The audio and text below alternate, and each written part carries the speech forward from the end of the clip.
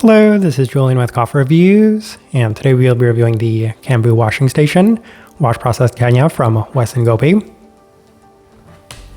And there's the bag right there.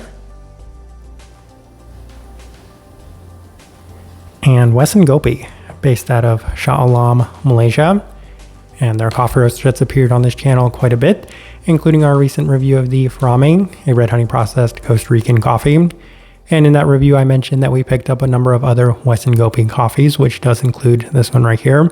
As funny enough, the first time I ever tried this coffee roaster, it was a wash processed Kenyan coffee, but this will be my first time reviewing one of their washed Kenyans, so it'll definitely be interesting to see how this one turned out, as this right here is day 55.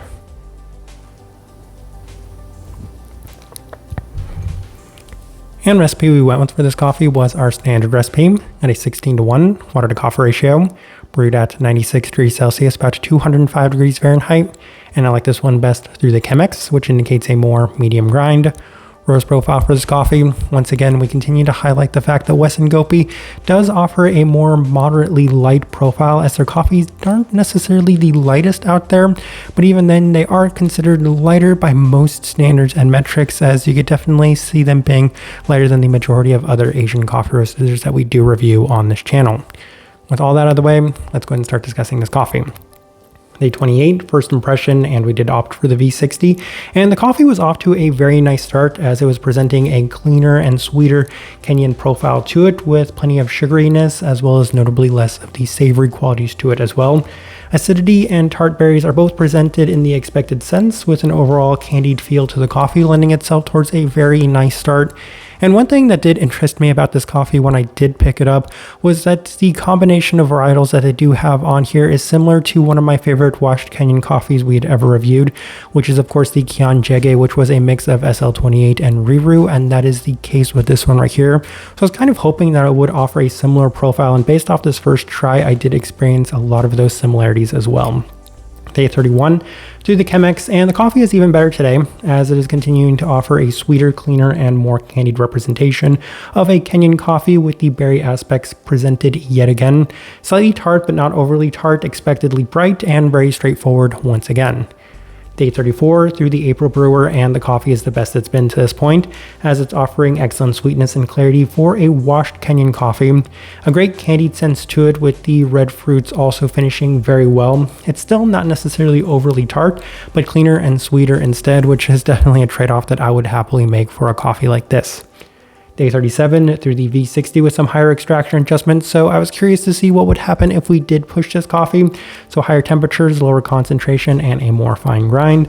And the coffee was the most Kenyan-like it had been to this point, as it was offering a slight bit more savoriness to go alongside the candied tart red fruit aspects to it.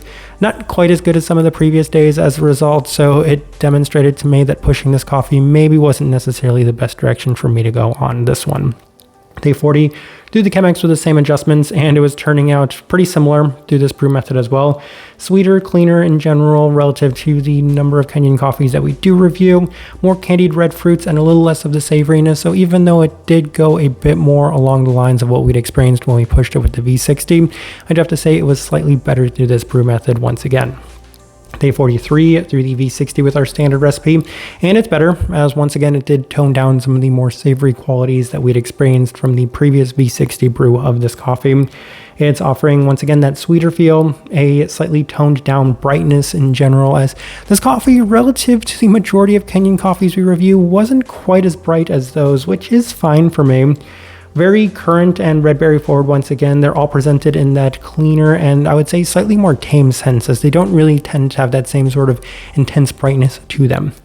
Day 46 through the Chemex with our standard recipe, and the coffee is the best it's been to this point, as there's better sweetness and intensity, leading to just the possibility that this coffee has improved with time.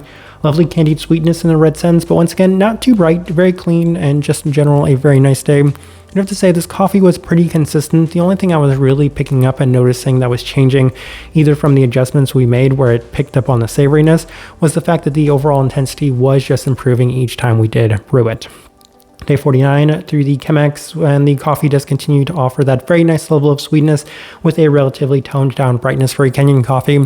So this is still a pretty bright coffee that'll be demonstrated within the tasting wheel, but the expectations that we do have for Kenyan coffees is that they're going to be on that level 4 and maybe the higher side of level 4. Truth be told, the acidity has reached that level 4 mark, then that's usually the best way I compare coffees in terms of brightness is if they have somewhat of a similar brightness to Kenyan coffees, the average of what you can expect from a Kenyan coffee. So that's the standard. And this one, it's going to be interesting to discuss it when we get there, but not necessarily quite as bright as what we typically expect for a level 4. Excellent clarity nonetheless. Listed cranberries are pretty well defined with plenty of the tart berries in a candied sense. It really does seem to open up better on the cool down as well with a slightly bitter fruit tartness as well. All right, let's go ahead and put up the tasting wheel so you can see what we're getting.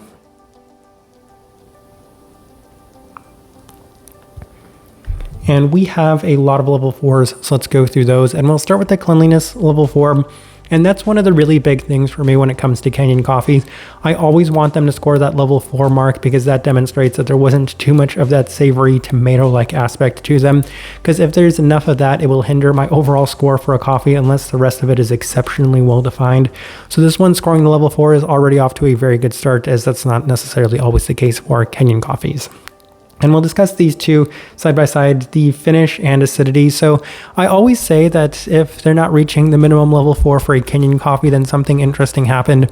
That being said, this one barely reached level 4 for both of them. They are honestly on the lower side of that level 4, as this really doesn't have that same sort of strong brightness and that same sort of strong, long-lasting tartness to this one. So while they're still there at the level 4, it was a bit of a stretch, and I feel like this coffee could have probably even been scored at a level 3, higher side of level 3 nonetheless, but it was just a really important note that we did need to highlight within this coffee, as it didn't really act Kenyan-like in that regard.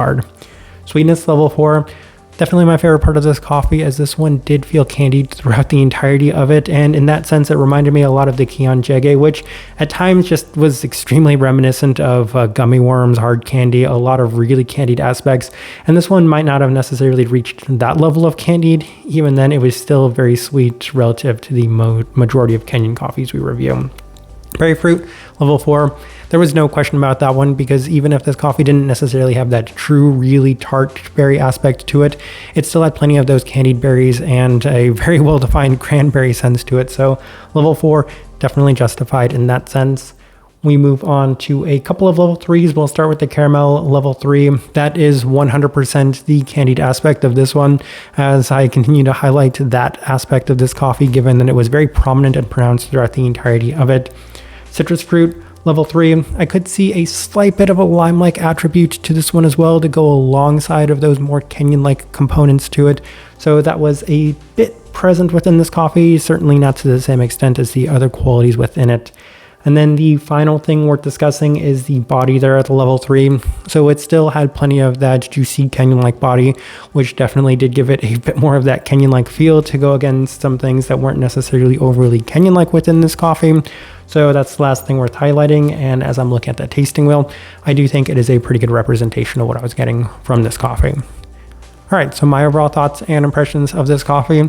I feel like it won't come as too much of a surprise that I really liked this one, and it's very early in the year, so this one will set the benchmark for Kenyan coffees for me. And that's largely due to the fact that it's not quite as Kenyan-like as a lot of other Kenyan coffees do tend to be. But that for me is a good thing, because since it's lacking the savoriness, which I know a lot of people really look for, doesn't have that same level of brightness or tartness that a lot of people really love about their Kenyan coffees. What I look for in a Kenyan coffee is either one, it's extremely stone fruit forward, so it has a very prominent peachiness or plum-like aspect to it, or that it is sweeter and cleaner without any of the tomato-like qualities. So this one big on the second side of things, where it was sweeter and cleaner without those aspects, and I can give or take the brightness with Kenyan coffees at times. Same thing with those tart aspects. So for that reason, I really enjoyed this one, especially given that the way the berries were presented were a lot more candied. That's a lot more what I'm looking for when it comes to these type of Kenyan coffees. So I really appreciated this one, and it just goes to reaffirm a lot of my feelings on this coffee roaster, that they do continue to do a very good job with a lot of the more standard offerings that they do have. type of person I would suggest this coffee to. If you're a lot like me when it comes to your Kenyan coffees and you want them to be a bit more clean and sweet as opposed to a bit more tart and bright and savory, then I feel like this one's a pretty good fit for you, because for me, it definitely skewed in that direction throughout the entirety of the time that we were working on this one. And it really did seem to improve each time we brewed it, as there was a bit more intensity opening up every time we did. So I feel like that's the best direction I can point somebody towards on this one, and also the best way I can leave this review. If you by chance had an opportunity to try this coffee, I'd love to know your thoughts and impressions of it as well. If you're enjoying the content, give this video a like, subscribe if you're not already subscribed. This right here has been a review of the Kamviu washing station, wash processed Kenya from Wes Ngopi. Thank you for watching.